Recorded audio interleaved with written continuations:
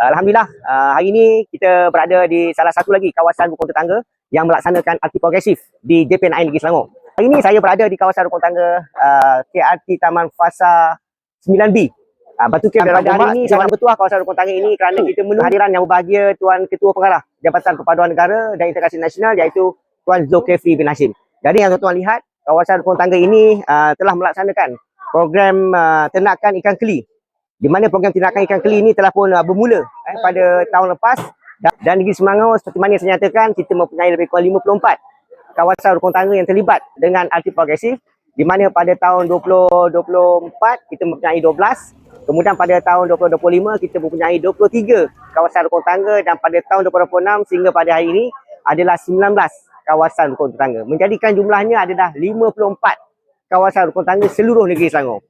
Dan di daerah Gombak ini mereka mempunyai 9 kawasan rukun tetangga yang melaksanakan arti progresif, di mana pada tahun 2024 sebanyak 2 kawasan rukun tetangga, dan pada tahun 2025 sebanyak 5, dan pada tahun ini 2026 ada 2 kawasan rukun tetangga lagi dipilih untuk melaksanakan arti progresif.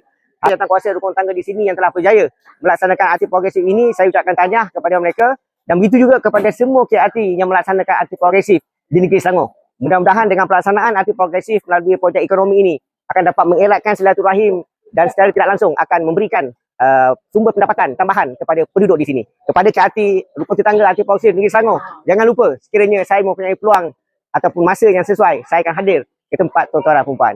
Jumpa lagi.